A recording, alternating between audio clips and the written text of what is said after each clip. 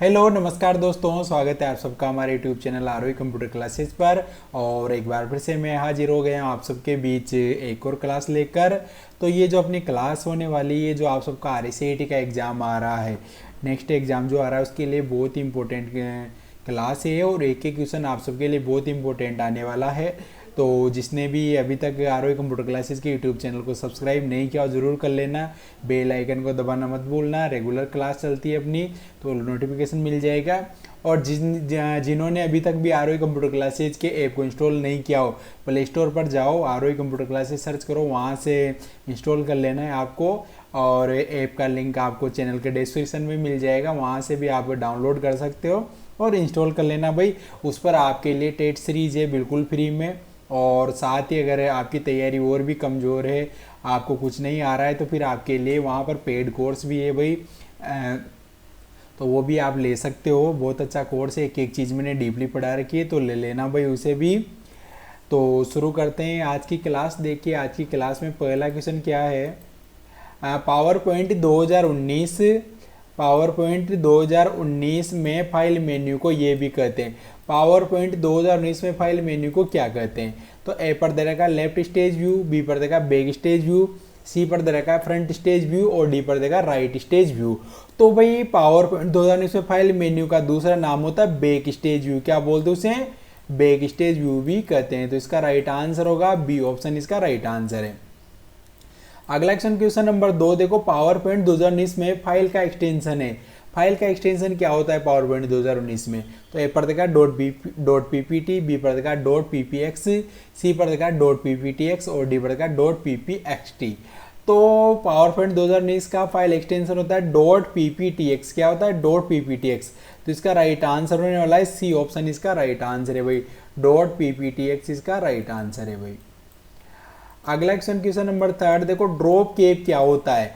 तो ए पर का एक वर्ड प्रोसेसिंग सॉफ्टवेयर का नाम, बी पर का एक डिजाइन एलिमेंट जो पार्ट में पहले अक्षर को बड़ा रूप में प्रदर्शित करता है, सी पर दे रखा एक ऑडियो फॉर्मेट और डी पर दे रखा एक डाटाबेस मैनेजमेंट टूल। तो ड्रॉप कैप क्या होता है? तो ड्रॉप कैप क्या होता है कि जैसे आपने कोई भी पैराग्राफ तैयार कर रखा है, पैराग्राफ लिख रखा है आपने कुछ भी, अब उसमें जो पहला अक्षर है उसे यूं बड़ा करके दिखाना, यानी फर्स्ट वर्ड है एकदम बिल्कुल तरीके से कैपिटल आपको दिखाई दे, बहुत बड़ा, 2-3 लाइनों की जगह घेर लेता है, तो इसे ड्रॉप कैप बोलते हैं। तो इसका राइट आंसर होगा बी ऑप्शन, एक डिजाइन एलिमेंट जो पार्ट में पहले अक्षर को बड़ा रूप में प्रदर्शित करता है। इसका राइट आंसर होगा बी ऑप्शन। भाई ऐसा आता है किताबों में, अखबारों में, इनमें। अगला क्वेश्चन देखो। MS Excel function equal left bracket open double dot daily double dot comma 2, यानी लेफ्ट का फॉर्मूला दे रखा है यहाँ पर, तो उसका आउटपुट क्या होगा? तो ए पर देगा डी, बी पर देगा ई, सी पर देगा डी और ई और डी पर देगा HI। तो भाई लेफ्ट साइड से वर्ड लेने हैं आपको, तो लेफ्ट साइड से वर्ड लेने के लिए तो लेफ्ट साइड के वर्ड कौन से कितने लेने? 2 वर्ड। तो इसमें आएगा डी और ई, लेफ्ट साइड से डेली में से डी और ई। तो इसका राइट आंसर होने वाला है सी ऑप्शन।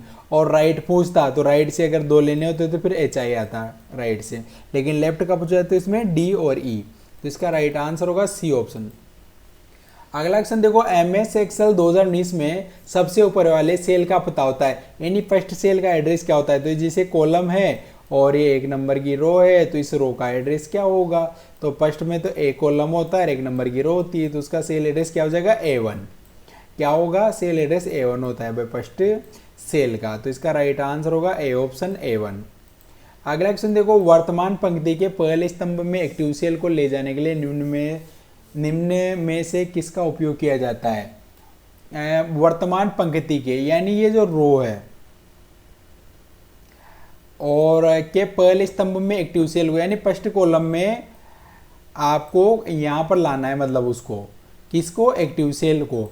तो ए पर दे रखा है पेज अप, बी पर दे रखा है कंट्रोल प्लस होम, सी पर दे रखा है पेज डाउन और डी पर दे रखा है होम। तो इसका जो राइट आंसर है वो है डी ऑप्शन पर जो दे रखा है होम का बटन आपको दबाना पड़ेगा। कौन सा बटन दबाना पड़ेगा? होम का बटन आपको दबाना है। तो डी इसका राइट आंसर है। अगला क्वेश्चन देखो।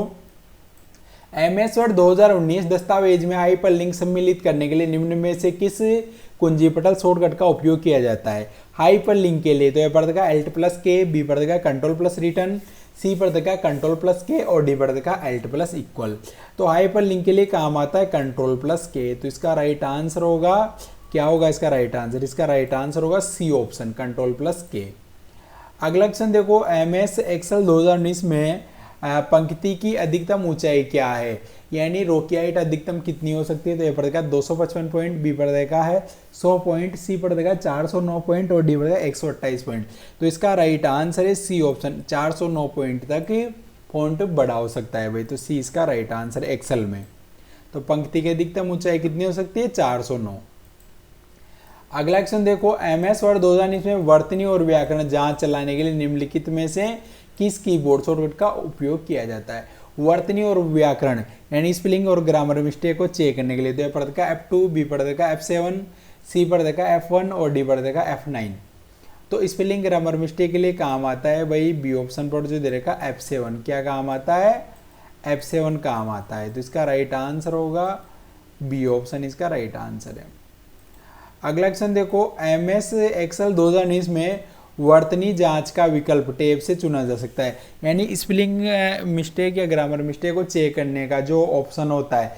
इससे पहले वाले क्वेश्चन में तो उसका शॉर्टकट पूछा था, तो F7 होता है। अब ये पूछा है कि वो ऑप्शन कौन से टैब में होता है। तो ये पढ़ेगा रिव्यू, बी पढ़ेगा हेल्प, सी पढ़ेगा फॉर्मूला, डी पढ़ेगा फाइल। तो इसका राइट आंसर है ए ऑप्शन रिव्यू। कौन से टैब में होता है? रिव्यू वाले टैब में। तो ए इसका राइट आंसर है रिव्यू। अगला क्वेश्चन देखो, कंप्यूटर को ऑन करने की प्रक्रिया क्या कहलाती है? कंप्यूटर को चालू करने की प्रक्रिया को क्या बोलते हैं? तो ए पढ़ का स्टार्टिंग, बी पढ़ का टर्निंग ऑन, सी पढ़ का हाइबरनेटिंग, डी पढ़ का बूटिंग। तो उसे बोलते हैं बूटिंग। क्या बोलते हैं? बूटिंग। तो इसका राइट आंसर क्या होगा? C option booting. सी नहीं, डी है भाई, डी ऑप्शन बूटिंग। अगला क्वेश्चन देखो, पावर पॉइंट 2019 रिबन में स्लाइड जोड़ने, हटाने और स्वरूपित करने के लिए आदेश देने वाला कौन सा टैब है? यानी स्लाइड जोड़नी है, हटानी है और स्वरूपित मतलब उसमें एडिटिंग वगैरह करनी है, तो उसके लिए कौन सा टैब होता है? तो पढ़ का होम, बी पढ़ का इंसर्ट, सी पढ़ का डिजाइन और डी पढ़ का ट्रांजिशन। तो स्लाइड जोड़ने, हटाने, स्वरूपित करने का जो ऑप्शन होता है होम टैब में। तो इसका राइट आंसर है ए ऑप्शन भाई, होम टैब में होता है ये। अगला क्वेश्चन देखो, माइक्रोसॉफ्ट पावर पॉइंट में चयनी स्लाइड की नकल बनाने के लिए कौन सी शॉर्टकट कुंजी है? नकल मतलब होता है डुप्लीकेट। तो ए पढ़ का कंट्रोल प्लस डी, बी पढ़ का कंट्रोल प्लस एस, सी पढ़ का कंट्रोल प्लस सी और डी पढ़ का कंट्रोल प्लस वी। तो चयनी स्लाइड की नकल यानी डुप्लीकेट स्लाइड के लिए काम आता है कंट्रोल प्लस डी। तो इसका राइट आंसर है A option, control plus D. अगला क्वेश्चन देखो, माइक्रोसॉफ्ट एक्सेल में सक्रिय सेल के पूरे स्तंभ को चयन करने के लिए, यानी एक्टिव सेल, जैसे ये एक्टिव सेल है ये वाली, तो इसके जो पूरा कॉलम है, इस पूरे कॉलम को सिलेक्ट करने के लिए कौन सा ऑप्शन काम आता है? तो ए पढ़ का control plus space bar, B पढ़ का shift plus space bar, C पढ़ का control plus shift plus C और डी पढ़ का control plus shift plus L. तो पूरे कॉलम को सिलेक्ट करने के लिए काम आता है कंट्रोल प्लस स्पेस बार। तो इसका राइट आंसर होगा ए ऑप्शन। और अगर पूरी रो पूछता तो फिर शिफ्ट स्पेस होता, लेकिन यहाँ कॉलम पूछा है तो कंट्रोल प्लस स्पेस होगा। तो ए इसका राइट आंसर है। अगला क्वेश्चन देखो, पावर पॉइंट 2019 में आपको अपना प्रस्तुति ऑनलाइन प्रसारित करने और दूसरों के साथ एक लिंक साझा करने की अनुमति देने वाली कौन सी सुविधा है? आपको अपना प्रस्तुति ऑनलाइन प्रसारित यानी ऑनलाइन दूर बैठकर भी कोई देख पाए उसे, और दूसरों के साथ आप उसका लिंक भी शेयर कर पाओ, तो कौन सी सुविधा है? तो ए पढ़ का प्रेजेंटर व्यू, बी पढ़ का ब्रॉडकास्ट स्लाइड शो, सी पढ़ दे रखा ऑनलाइन साझा कीजिए और डी पढ़ का वेबिनार इंटीग्रेशन। तो इसका राइट आंसर होने वाला है B option, broadcast slide show. क्या है इसका राइट आंसर? इसका राइट आंसर है बी ऑप्शन पर जो दे रखा है broadcast slide show. B option इसका राइट आंसर है भाई, ब्रॉडकास्ट स्लाइड शो। अगला क्वेश्चन देखो, प्रेजेंटेशन के स्लाइड शो को शुरू करने के लिए, तो ए पढ़ का F5 कुंजी दबाइए, बी पढ़ का स्लाइड शो मेन्यू से व्यू शो विकल्प का चयन कीजिए, सी पढ़ का स्लाइड शो मेन्यू से रियस टाइमिंग का चयन कीजिए, डी पढ़ का विकल्प ए या विकल्प बी का चयन कीजिए। तो भाई प्रेजेंटेशन में स्लाइड शो कैसे चालू कर सकते हो? तो ए पढ़ का F5 कुंजी दबाए तो इससे भी कर सकते हैं। बी पढ़ का स्लाइड शो मेन्यू से व्यू शो विकल्प, तो व्यू शो विकल्प से भी आप चालू कर सकते हो। तो इसका राइट आंसर है डी ऑप्शन इसका राइट आंसर है। क्या है इसका right answer? D option. A और बी दोनों सही है भाई। अगला क्वेश्चन देखो, ओटीपी का उपयोग सुरक्षित ऑनलाइन लेन देन के लिए अतिरिक्त सुरक्षा सुविधाओं में से एक के रूप में किया जाता है, तो ओटीपी का पूर्ण रूप क्या है? अब देखो एग्जाम में आपको डराने के लिए इतना बड़ा क्वेश्चन भी दे देता है वो, लेकिन पूछी क्या है आपसे? केवल ओटीपी की फुल फॉर्म पूछी। क्या पूछी है? ओटीपी की फुल फॉर्म पूछी है। तो बड़ा क्वेश्चन दे के डरना नहीं है भाई आप सबको। तो ए पढ़ का ओनली टाइम पीरियड, बी पढ़ का वन टाइम पीरियड, सी पढ़ का वन टाइम पासवर्ड और डी पढ़ का ओनली टाइम पासवर्ड। तो ओटीपी को क्या बोलते हैं? तो ओटीपी को बोलते हैं वन टाइम पासवर्ड। तो इसका राइट आंसर होगा C option, one time password इसका राइट आंसर हो जाएगा भाई। क्या होगा? One time password. MS Excel worksheet का निम्नलिखित में से कौन सा घटक चयनित सेल की सामग्री को प्रदर्शित करता है? एमएस एक्सेल वर्कशीट का निम्नलिखित में कौन सा घटक चयनित सेल की सामग्री? तो ए पढ़ेगा स्टेटस बार, बी पढ़ेगा टाइटल बार, सी पढ़ेगा फॉर्मूला बार, डी पढ़ेगा नेम बॉक्स। तो जो सेल आपने सेलेक्ट कर रखी है उसमें जो भी लिखा हुआ है वो आपको इस सेल में तो दिखेगा इसे, लेकिन इसके अलावा कहाँ दिखाई देगा?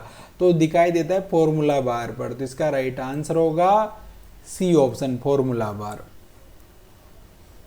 अगला क्वेश्चन देखो, माइक्रोसॉफ्ट एक्सेल में निम्नलिखित में से कौन सी एक विशेषता है जिसका उपयोग स्प्रेडशीट में डेटा पर गणना करने के लिए किया जाता है? यानी एमएस एक्सेल में से कौन सी सुविधा होती है जिससे आप स्प्रेडशीट पर डेटा की कैलकुलेशन कर पाओ? तो ए पड़ेगा चार्ट, बी दे रखा है फिल्टर, सी पड़ेगा फॉर्मूला, डी पड़ेगा टेबल। तो इसका राइट आंसर होगा सी ऑप्शन, फॉर्मूला। क्या है इसका राइट आंसर? सी ऑप्शन पर जो दे रखा है फॉर्मूला। अगला क्वेश्चन देखो, एक फाइल जो सीडी या डीवीडी में कॉपी करने की प्रक्रिया को अक्सर कहा जाता है। एक फाइल को सीडी या डीवीडी में कॉपी करने की प्रक्रिया को क्या बोलते हैं? तो ए पड़ेगा स्टोरिंग, बी पड़ेगा बर्निंग, सी पड़ेगा पेस्टिंग और डी पड़ेगा असेंबलिंग। तो इसका राइट आंसर होगा बी ऑप्शन, बर्निंग। क्या बोलते हैं उसे? बर्निंग बोला जाता है। तो बी ऑप्शन इसका राइट आंसर है। और जिसने अभी तक आरोही कंप्यूटर क्लासेज के ऐप को इंस्टॉल नहीं किया हो जरूर कर लेना भाई। टेस्ट सीरीज है वहाँ पर आपके लिए, और 1 से 15 चैप्टर वाली क्लासें भी डाल रखी है मैंने सारी, एक एक चैप्टर वाइज 15 क्लासें वो है, तो आप उसे भी ले सकते हो। तो क्वेश्चन नंबर 21 देखो, एमएस वर्ड 2019 में सबसे नीचे की क्षैतिज पट्टी है जिसमें पृष्ठ संख्या, शब्द गणना आदि जैसे कई विकल्प हैं। यानी पेज नंबर और कितने वर्ड्स वगैरह लिखे हुए हैं सारे ऑप्शन होते हैं। तो सबसे नीचे की क्षैतिज पट्टी कौन सी है? क्षैतिज मतलब हॉरिजॉन्टल। तो ए पढ़ देगा टाइटल बार, बी पढ़ देगा स्टेटस बार, सी पढ़ देगा बोर्ड बार, डी पढ़ देगा हेडिंग बार। तो उसे बोलते हैं भाई स्टेटस बार। क्या बोलते हैं उसे?